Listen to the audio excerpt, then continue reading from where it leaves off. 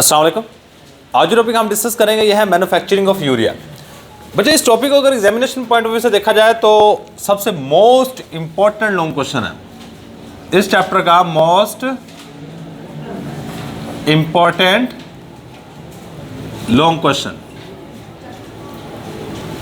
बच्चे इस टॉपिक में ना हम क्या करेंगे, हेडिंग बना के सारी की सारी चीज़ें लिखेंगे। सबसे टॉप के ऊपर जो चीज़ हमें दी गई है बच्चे वो है properties of urea. Properties of urea. भाई ये यूरिया खाद होती है ना, इसकी क्या क्या खसूसियात होती हैं ये टॉप के ऊपर लिखेंगे। और इसमें से अमूमन एमसीक्यूज आ रहे होते हैं। पहले नंबर पे याद रखिएगा, जो यूरिया खाद है ये वाइट कलर की क्रिस्टलाइन सॉलिड होता है। सही है, तो हमारे पास पहली प्रॉपर्टी क्या आएगी, it is white crystalline solid. White crystalline solid. बच्चा अगर इसको पानी में डाला जाए ना, पानी में बड़ी आसानी से हल हो जाती है। It is highly soluble in water. It is highly soluble, highly soluble, ये बहुत हद तक हल हो जाती है इन वाटर। बच्चा यूरिया का अगर फार्मूला देखा जाए तो मैं यहां पर फार्मूला बना देता हूं। ये कुछ इस तरह का होता है, NH2 double bond O NH2। अगर मैं इस फार्मूले की थोड़ी सी एक्सप्लेनेशन करूं, बच्चे इसमें दो फंक्शनल ग्रुप है। और याद रखिए, अगर पेपर में कोई कॉन्सेप्टिव चीज पूछी इस टॉपिक से, अगर कॉन्सेप्टिव चीज पूछी वो यह पूछेगा which of the following functional group is present in urea. Urea में कौन सा फंक्शनल ग्रुप मौजूद होता है। ये बुक में किसी एक जगह पे भी नहीं दिया हुआ, लेकिन पढ़े हुए सही। तो याद रखिएगा, ये वाला जो फंक्शनल ग्रुप है इसको हम नाम दे रहे होते हैं कीटोन। ये वाला जो फंक्शनल ग्रुप है NH2, इसको नाम दे रहे होते हैं अमाइनो ग्रुप। मतलब यूरिया के अंदर बेसिकली दो फंक्शनल ग्रुप पाए जाते हैं, कीटोनिक फंक्शनल ग्रुप होता है और अमाइनो फंक्शनल ग्रुप मौजूद होता है। ये दो बातें याद रखिएगा। अगर कॉन्सेप्टिव सवाल आया तो आपको यहां से आएगा, क्योंकि कह रहे हैं कि पेपर जो आपके बनने हैं वो कॉन्सेप्टिव थोड़े से होंगे। ये हाईली हाईली हाईली कॉन्सेप्टिव सवाल होगा। बजाय ढूंढ रहा था बुक, पूरी बुक ढूंढ लीजिएगा, नहीं दिया होगा, लेकिन आपने फंक्शनल ग्रुप भी पढ़े हुए हैं, यूरिया का फार्मूला भी पढ़ा हुआ है। सो आपका जहन इतना काम करना चाहिए कि किसी चीज़ में बता सको कि उसमें कौन सा फंक्शन ग्रुप मौजूद है। भाई इसके बाद नेक्स्ट एक एमसीक्यू आ जाता है, यूरिया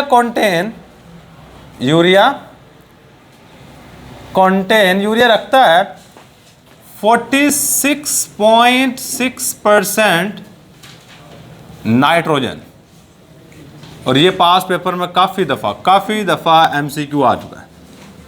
देखो नाइट्रोजन मौजूद है ना, ये देखो नाइट्रोजन, ये नाइट्रोजन कहते हैं यूरिया के अंदर देखा जाए तो 46.6% नाइट्रोजन होती है। और दुनिया में जितनी भी यूरिया खाद बनाई जाती है 90% यूरिया एग्रीकल्चर में इस्तेमाल होती है। 90%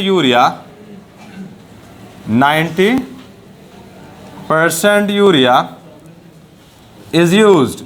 90% यूरिया का इस्तेमाल किया जाता है इन एग्रीकल्चर। ले जी, ये चंद एक बातें आप याद रखिएगा। इसके बाद हमारे पास भाई यूरिया प्रिपरेशन में अगर रॉ मटेरियल की बात की जाए, रॉ मटेरियल होता है ऐसी चीज़ें जिनको इस्तेमाल करके हम यूरिया खाद बना रहे होते हैं। बच्चे दो रॉ मटेरियल है। कितने रॉ मटेरियल है? दो। कौन कौन से? पहले नंबर पे अमोनिया NH3। अगर याद हो ना, ये वही केमिकल है जो कि अगर स्मेल किया जाए तो काफ़ी ज़्यादा इसकी गंदी सी स्मेल होती है। बंदा कोई 5 सेकंड में, एक दफ़ा आप अंदर लेके जाओगे अंदर जलन महसूस होनी शुरू हो जाती है। ये लैब के अंदर पड़ा हुआ है, सही है। तो ये अमोनिया पहले नंबर पे यूरिया खाद बनाने के लिए ज़रूरी है। सेकंड नंबर पे carbon dioxide gas. Carbon dioxide तो नाम लिख के आगे फार्मूला लिख देते हैं। Carbon dioxide gas, carbon dioxide gas का मतलब गैस CO2 गैस। ये दो चीज़ें चाहिए। बच्चे कार्बन डाइऑक्साइड गैस हम पैदा करने के लिए किसी भी चीज़ का इस्तेमाल कर सकते हैं। मसलन चूने का पत्थर लो, उसको गर्म कर दो, वहाँ से कार्बन डाइऑक्साइड गैस पैदा हो जाती है। लेकिन यहाँ पे जो एक्सपेंसिव केमिकल है बच्चे वो है अमोनिया। अब इसके बारे में पास पेपर में एक सवाल आ चुका है, हेडिंग दे दो, preparation of ammonia, preparation of ammonia by Haber process, Haber process. Haber के तरीकाकार से हमने किस चीज को तैयार करना है? अमोनिया को। बच्चे पास्ट पेपर में अगर देखा जाए तो most most most important short question है। काफी दफा पास्ट पेपर में ये शॉर्ट क्वेश्चन आ चुका है। क्या? How ammonia is prepared by Haber process. How ammonia is prepared by Haber process. Haber के तरीकाकार से अमोनिया को किस तरह तैयार किया जाता है इसकी वजाहत करें। बस इसके लिए मैं एक सिंपल सी बात कहता हूं, इधर देखो, इधर इक्वेशन याद कर लो, वर्डिंग खुद बना लोगे, देखना कैसे। इधर चेक करना भाई, ये रिएक्शन आपने चैप्टर नंबर 1 में पढ़ा हुआ है। 3 हाइड्रोजन के मॉलिक्यूल, तो आपकी बुक वाले इसके लिए यूज करें 3 वॉल्यूम ऑफ हाइड्रोजन। इधर देखो तो बच्चा लिखे ना अभी, 3 volume of hydrogen and 1 volume, क्योंकि जहां पे कुछ नहीं होता वहां पे 1 होता है। 1 volume of nitrogen are combined in the presence of iron as a catalyst. लोहे को आप कैटलिस्ट के तौर पे इस्तेमाल करोगे। 450 degree centigrade temperature, 200 atm pressure, 200 atm pressure, then it form 2 volume of ammonia, then it form 2 volume of ammonia। तो ये 2 वॉल्यूम अमोनिया बना देते हैं। क्या बनेंगे? 3 volume of hydrogen are combined with 1 volume of nitrogen in the presence of iron as a catalyst, 450 degree centigrade temperature, 200 atm pressure to form ammonia. ये Haber process है। ये क्या है? Haber process. अब इसी की वर्डिंग हमने यहां पे लिखनी है। Haber process used, Haber basically साइंसदान का नाम है। Haber process is used, Haber process का इस्तेमाल किया जाता है टू प्रिपेयर, तैयार करने के लिए, टू प्रिपेयर अमोनिया, अमोनिया को तैयार करने के लिए हैबर प्रोसेस का इस्तेमाल किया जाता है। In this process, in this process, इस तरीक़ेकार में क्या होता है? 3 volume of hydrogen, in this process 3 volume of hydrogen and 1 volume and 1 किसका? 1 वॉल्यूम ऑफ नाइट्रोजन। भाई नाइट्रोजन हवा के अंदर 78% पाई जाती है। नाइट्रोजन गैस हवा से लेते हैं हम अमोनिया बनाने के लिए। And 1 volume of nitrogen in the presence of, किसकी मौजूदगी में? In the presence of iron as a catalyst. Iron को कैटलिस्ट इस्तेमाल करो। 450 degree centigrade temperature, 450 degree centigrade temperature and 200 atm pressure, 200 atm atmospheric pressure कहते हैं, atm प्रेशर टू फॉर्म, बनाने के लिए, to form two volume of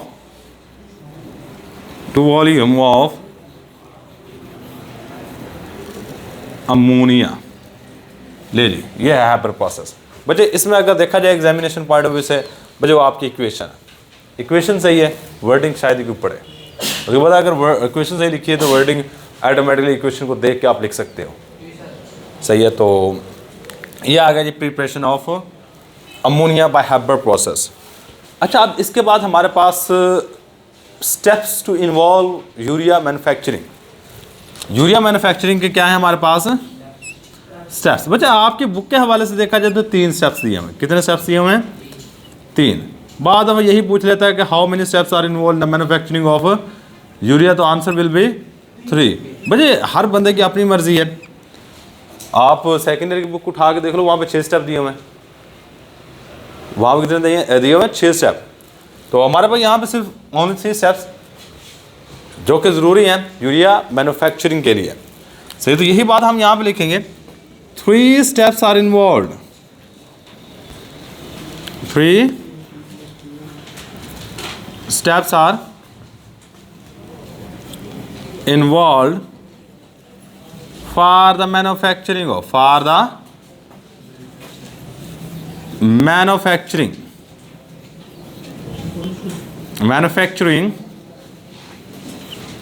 of urea. Urea की तैयारी के लिए 3 स्टेप्स होने ज़रूरी हैं। पहला स्टेप, रिएक्शन ऑफ, पहला स्टेप है हमारे पास रिएक्शन ऑफ अमोनिया। अमोनिया का रिएक्शन है किसके साथ? With carbon dioxide gas CO2, with CO2। यहां पर गौर करो, इधर देखना मेरे बेटा, देखो 2 ही रॉ मटेरियल हमने यहां पे यूज किए। क्या? अमोनिया और कार्बन डाइऑक्साइड गैस। मतलब पहला स्टेप ही है कि हमने इन दोनों का रिएक्शन करवाना है। कोई वर्डिंग नहीं, रिएक्शन लिखो और रिएक्शन देख के वर्डिंग लिख देना। लेकिन एक कंपाउंड का नाम आपको याद करना पड़ेगा, और मैं पहले बता चुका हूं बच्चे, most most most important long question है। अभी तक कोई ऐसी चीज़ नहीं है कोई सर ये बहुत ज़्यादा मुश्किल है। सही है, जो बहुत ज़्यादा मुश्किल है वो ये थोड़ा सा याद रख लीजिएगा। ये एक्स्ट्रा इन्फॉर्मेशन समझ लो, जो मर्जी समझ लो। अगर आपको कॉन्सेप्ट कोई MCQ बन गया, अगर बना तो यहाँ से बनेगा, नहीं तो इस टॉपिक में से शायद ही कोई ऐसी जगह हो जहाँ से कोई कॉन्सेप्टिव MCQ बन सकता हो। ठीक है, तो हमारे पास पहले नंबर पे आपने अमोनिया। अमोनिया का फार्मूला क्या होता है? NH3। इसका रिएक्शन होता है कार्बन डाइऑक्साइड गैस के साथ। 2 अमोनिया के मॉलिक्यूल जुड़ जाते हैं कार्बन डाइऑक्साइड गैस के साथ। देखो, एक अमोनिया का मॉलिक्यूल NH2 यहाँ पर जुड़ जाएगा, ये CO2 है ना, तो यहाँ पे COO खोल के लिख देना। मैं इसकी स्ट्रक्चर बना के दिखाऊंगा ये किस तरह की स्ट्रक्चर, और एक साइड पे NH4 इस साइड पे लगेगा। भाई ये जो कंपाउंड बना है ना, अगर इसकी स्ट्रक्चर देखी जाए तो इसकी स्ट्रक्चर होती है NH2 C double bond O NH4। ये इस कंपाउंड की स्ट्रक्चर है। अच्छा, ये जो कंपाउंड बना है इसका नाम अमोनियम कार्बामेट। क्या? Ammonium carbamate. अमोनियम कार्बामेट किस तरह बनता है? When ammonia reacted with carbon dioxide gas then it form ammonium carbamate. Carbamate. When, ये कंपाउंड का नाम याद रखना, when ammonia is reacted with carbon dioxide gas then it form ammonium carbamate। Ammonium carbamate. Mate, ये पहला step है, खत्म। Second step, formation of urea. Second step क्या है हमारे पास? Formation of urea. यूरिया इस स्टेप में बन जाएगी। देखो जो अमोनियम कार्बामेट बना है ना, इसी कंपाउंड को लेके आपने गर्म कर लिया। क्या है फार्मूला अमोनियम कार्बामेट का? H2NCOONH4। इसको लेके क्या कर दो? गर्म कर दो। इधर देखना बच्चे, आपने ना यहां से वाटर निकालना है। वाटर कैसे निकलेगा? यहां से दो, वाटर का फार्मूला क्या होता है? H2O, मतलब दो हाइड्रोजन निकालने हैं, एक तो दो हाइड्रोजन आप निकालोगे यहां से, ये क्या बन जाएगा? यहां पे NH2 आ जाएगा और यहां से एक ऑक्सीजन, तो हमारे पास बनेगा NH2CONH2। ये यूरिया का फार्मूला है। और इसको ओपन करके लिखोगे तो ये वाला है। और यूरिया का फार्मूला एज इट सेल्फ ये पास पेपर में एज अ MCQ आ चुका है। सही है, तो यही हम बात करेंगे। ये हमारे पास है अमोनियम कार्बामेट और ये हमारे पास है urea. When ammonium carbamate, when ammonium carbamate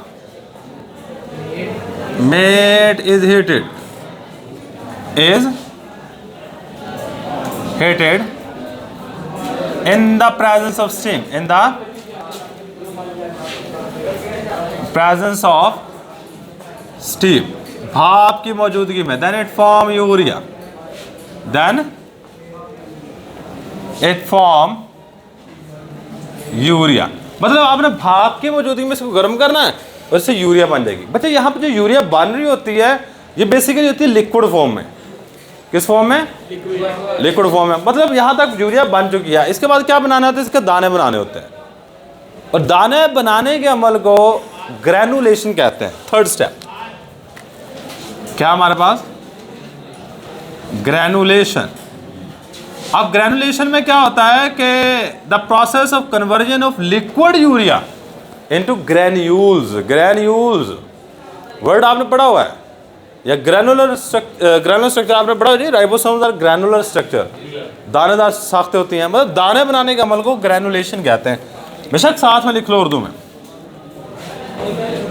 दाने बनाने का अमल। अगर डेफिनेशन इसकी की जाए, द प्रोसेस,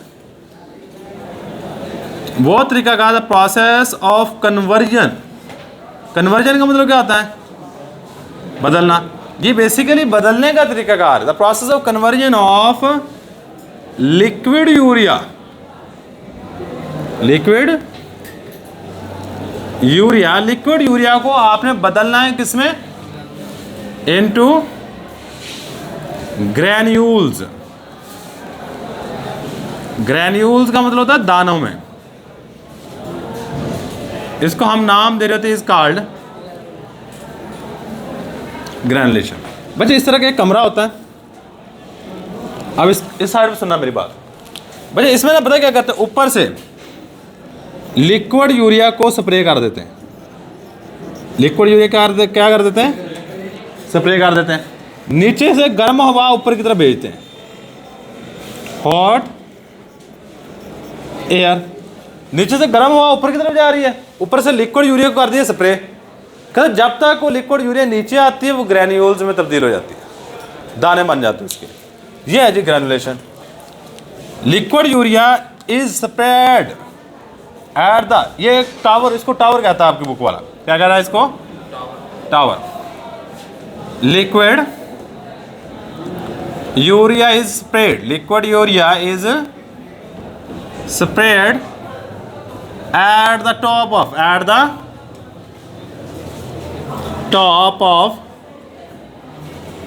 tower। टावर के टॉप से लिक्विड यूरिया को स्प्रे कर दिया जाता है। एंड हॉट एयर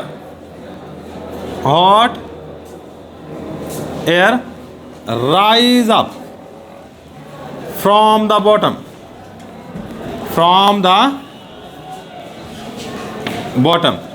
नीचे से पेंदे से ऊपर की तरफ हॉट एयर ऊपर की तरफ आ रही होती है।